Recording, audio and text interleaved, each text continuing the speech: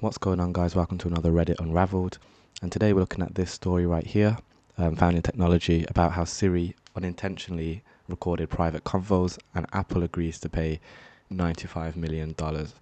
Now, this is a perfect example that money can buy anything, and it's quite fascinating because it shows how our privacy and how easily monetized our privacy is. Now, I know this is a big concern in general, especially in the tech community and whatnot, but it's just interesting to see that they can get away with these things, like programming by claiming that it's unintentional, and then just paying a certain price, and then just being able to shove it under the rug. Like, I find that wild. In fact, just to reference how wild that is, we'll look at Apple's revenue, and their estimated revenue was Apple's total revenue amounted to around 391 billion.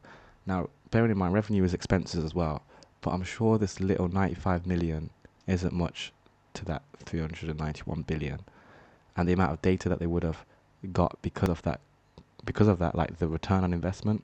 We'll look at the actual article in a bit, but it does speak about how it's used for advertising and whatnot. But my point is, I'm sure their return on revenue is pretty high when it comes to things like this. So let's just work out how much that is as a percentage. 0.243%. So this little that was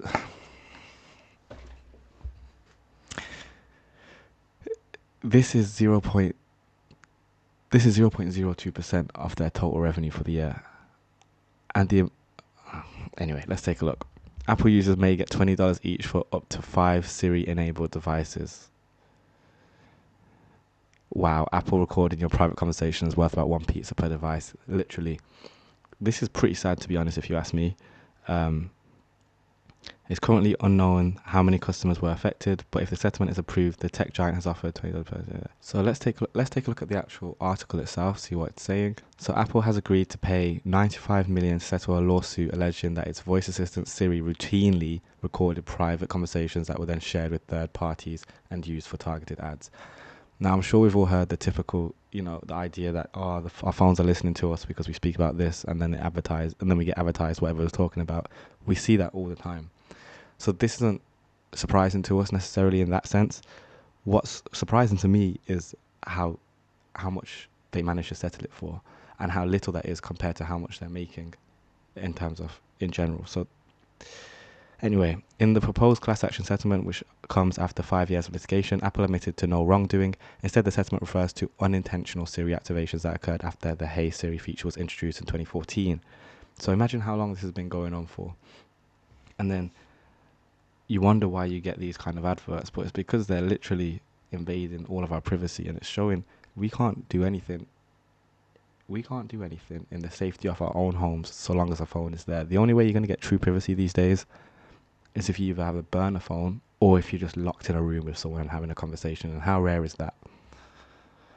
Sometimes Siri would inadvertently activated. A whistleblower told The Guardian that an Apple Watch was raised and speech was detected. The only clue that users seemingly had of Siri's alleged spying was eerily accurate targeted ads that appeared after they had just been talking about specific items like Air Jordans or brands like Olive Garden. It's currently unknown how many customers were affected, but if the settlement is approved, the tech giant has offered up to $20 per Siri-enabled device for any customers who made purchases between 2014 and 2024. That includes iPhones, iPads, Apple Watches, MacBooks, HomePod, blah, blah, blah, blah, etc. Each customer can submit claims for up to 5 devices. $20. What's that? About £22, £23. Is that worth your privacy is the question. And when the answer is no, their answers back to that is, what are you going to do about it? It's kind of like when you're going to these companies, you're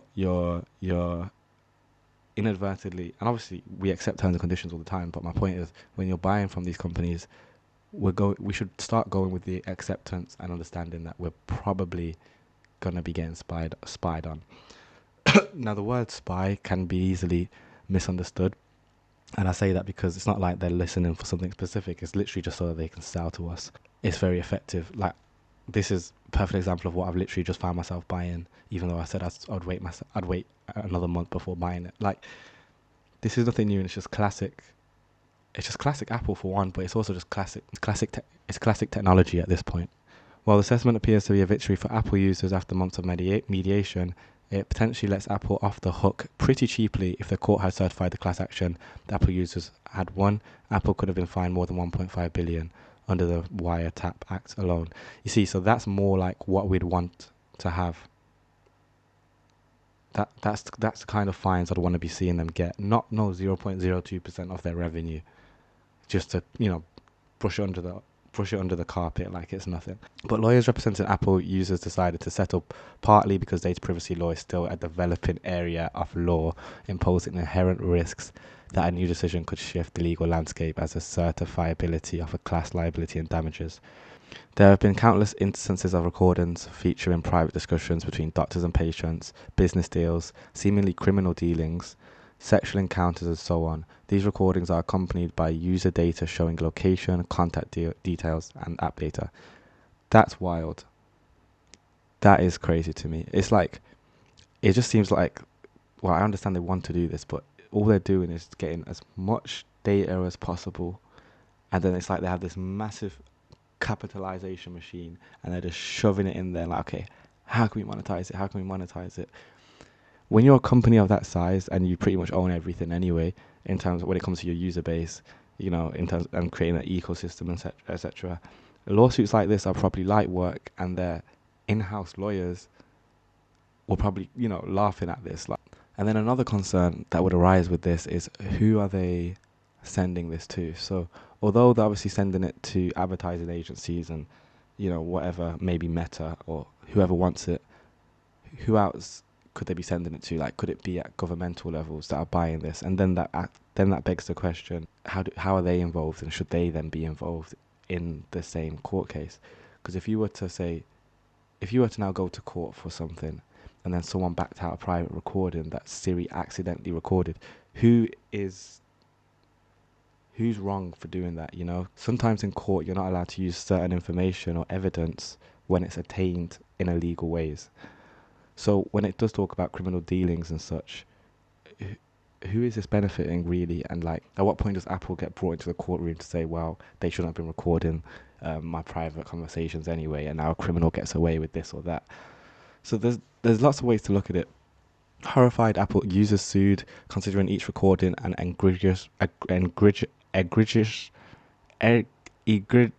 how do we pronounce that? A breach of social norms that seem to violate state and federal laws. Exactly, that's what I'm saying. They alleged that Apple's conduct was deliberate, arguing Apple commercially benefited from the secret recordings. Yeah, I can imagine they did.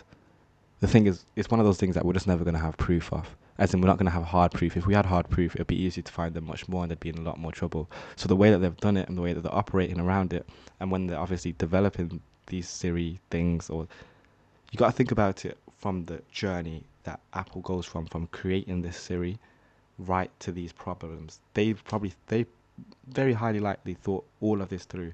So when this court case did arise, they were ready, and their internal teams, law teams, were ready to say, look, and that's why that's why they were so quick and so easy to just be able to brush it under the rug, because they're prepared and they were aware that what they're doing is wrong, so to speak. So there's that to think about, and it's like, knowing that these conversations are probably being had inside of their offices in the headquarters, at top levels, they're saying, right, we want to implement Siri.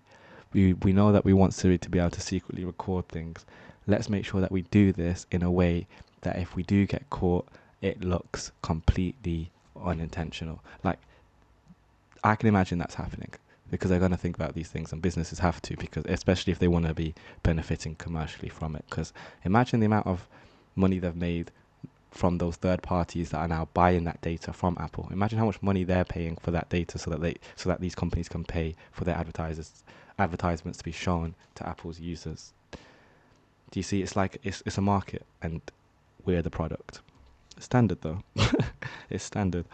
Through the settlement agreement, Apple ultimately agreed that Siri unintentionally recorded private conversation, and is likely hoping the settlement will finally end the controversy for good. Meanwhile, Google faces a similar lawsuit. We'll take a look at that in a sec. In the same district for plaintiffs represented by the same firms over its voice assistant. A win in that suit could affect anyone who purchased Google owns smart home speakers, Google Home Mini, Google Home Max, smart displays, Google Nest Hub, and Nest Hub Max and its Pixel smartphones. I'm just waiting to hear about Alexa, because I wouldn't, Amazon's probably 100% doing the same thing. But again, they're prepared. They know that this is going to happen. So yeah, that's interesting. Let's see if we can find any more interesting takes in the comments. Voice recordings count as personalized data. If laws were applied for the benefit of the people, Apple should get an immediate block on all data processing until they pass an independent audit, as well as being fined 4% of their global turnover. That's 15 billion. Do that once, and in the future, tech giants will pay more attention to sticking to the rules. The insane part, Apple has so much cash on hand, the only impact would be their stock price. There should be no directly related impact to the operations. That's why I believe the only reasonable response would be the maximum allowed under the law. See, I don't know about GDPR too much, but I guess it's right here. So it's like, it's arguing, well, if we can see it in the laws and the penalties, why is it not going through them? Pro privacy, am I right? You know what I find funny as well, though? This is what's very interesting about it. If we go to Apple's website, they will preach privacy. They will preach privacy. That's one of their biggest selling points.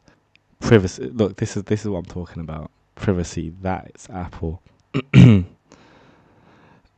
They will talk and talk and talk and talk and use it as an entire selling point. You might even go and buy an iPhone because this is their selling point.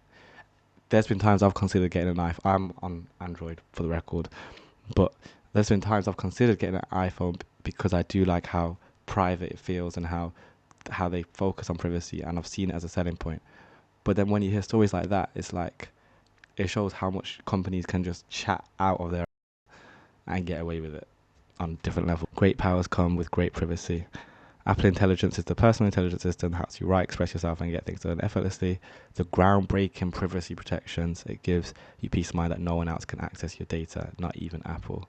I wouldn't be surprised if Apple Intelligence is, rigged the same way that Siri is. And when you find out that Siri's pretty much, Siri's a part of Apple Intelligence now, right? It's like one whole thing. But my point is, I guess you just gotta be careful. There's only so private that these devices can get and will ever get. The data is used only to improve Siri, and we never share or sell it. Apple doesn't retain audio of your request unless you choose to share it with us to improve Siri. And I'm pretty sure that's buried somewhere deep in there. I wouldn't be surprised if it was buried deep in their terms and conditions. And then it's all of us, I guess, saying, oh, ticking yes, confirm, whatever. And then that's probably how they're able to get through these lawsuits, because it's like, well, we warned our users through a 2,000-page terms and condition, and they said yes. So that's going to be everything for this video. Thank you so much for watching. Let me know your thoughts below about this. Do you think we'll ever get full privacy from our devices and whatnot? I don't think we will. And do drop a like if you like this content. I know the last video on Meta and the introduction to AI done well, so definitely go check that out. I'll make sure to put that here. But yeah, thanks so much for watching, and I'll catch you in the next one. Peace.